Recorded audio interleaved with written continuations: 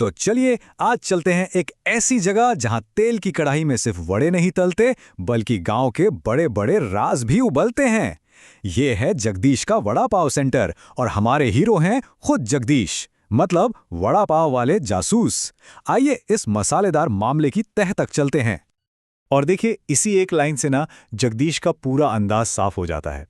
उनकी नज़र सिर्फ वड़ा पाव पर नहीं है, बल्कि अपने ग्राहकों और गांव की हर छोटी बड़ी हलचल पर टिकी रहती है।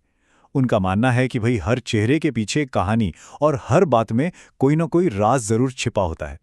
तो कहानी शुरू होती है एक बिल्कुल आम सी शाम से। जगदीश के स्टॉल पर रोज की तरह ही भीड़ लगी हुई थी, तेल की वो जानी पहचानी महक और लोगों की बातों का शोर। लेकिन ये शाम बहुत जल्द ही कुछ खास बनने वाली थी, जब एक बड़ा रहस्य दरवाजे पर दस्तक देता है। और तभी माहौल एकदम बदल जाता है जब चंपा भाभी रोती चिल्लाती हुई वहां पहुंचती हैं।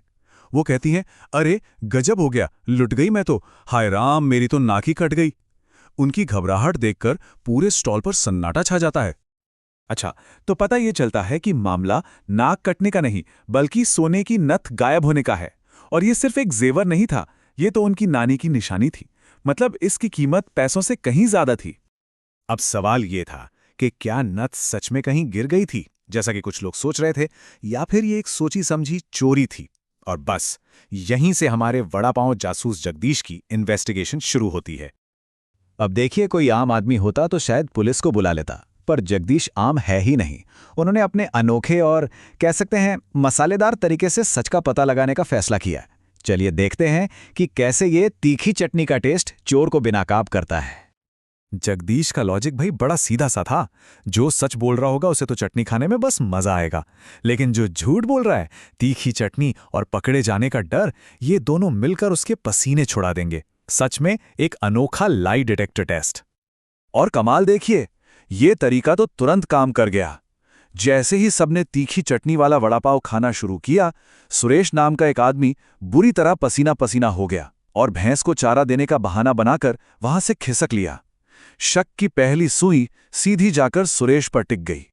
शक और भी पक्का हो गया जब अगले दिन सुरेश, जो वड़ा पाव का बहुत बड़ा शौकीन है, स्टॉल के पास से तो गुजरा पर खाने के लिए रुका नहीं।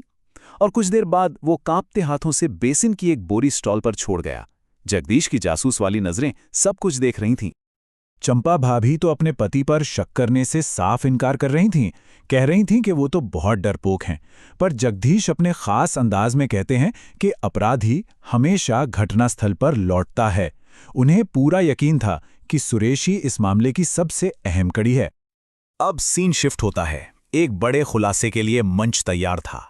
जगह थी मंदिर की सामुदायिक दावत, जहां पूरा का पूरा गांव इकट्ठा था और माहौल में ना एक अजीब सी टेंशन थी। और तभी जैसे ही लोग पहला निवाला लेने वाले थे, जगदीश अपनी जगह पर खड़े हो जाते हैं और सबको रोकने का इशारा करते हैं। चहल पहल भरे माहौल में अचानक एकदम खामोशी छा जाती है। सबकी नजरें सिर्फ और सिर्फ जगदीश पर थीं। जगदीश का ये ऐलान किसी बम की तरह फटता है। पंगत में बैठे लोग एक दूसरे का मुंह ताकने लगते हैं। लेकिन इस घोषणा का सबसे ज्यादा असर होता है सुरेश पर, जो डर के मारे बुरी तरह कांपने लगता है। जगदीश बताते हैं कि जब सुरेश वो बेसन की बोरी छोड़ गया था ना, तो उन्हें उसका वजन कुछ ज्यादा ही लगा। तो जब उन्होंने छानबीन की तो उन्हें आटे के बीचों बीच एक छोटा सा डिब्बा मिला। और जैसे ही जगदीश वो डिब्बा खोलकर नथ दिखाते हैं, बस सबकी आंखें फटी की फटी रह जाती हैं।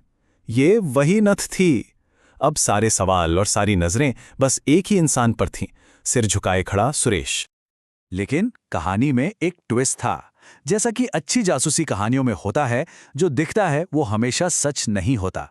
ये कहानी असल में चोरी की थी ही नहीं, बल्कि एक ऐसे डर की थी जिसने इतना बड़ा बखेड़ा खड़ा कर दिया।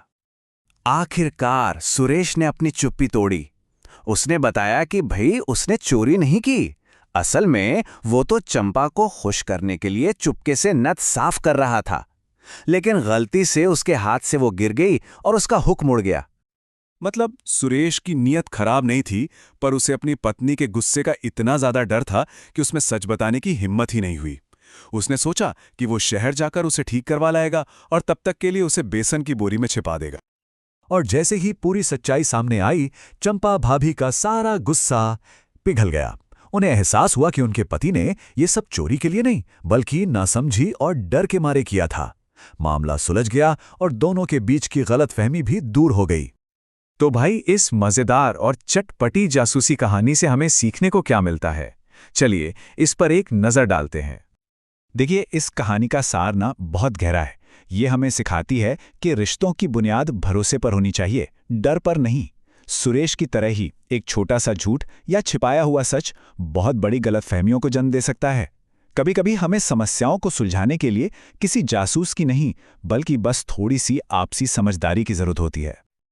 और आखिर में ये सवाल जो हमें सोचने पर मजबूर करता है, क्या कभी किसी छोटे से डर ने हमें सच बोलने से रोका है?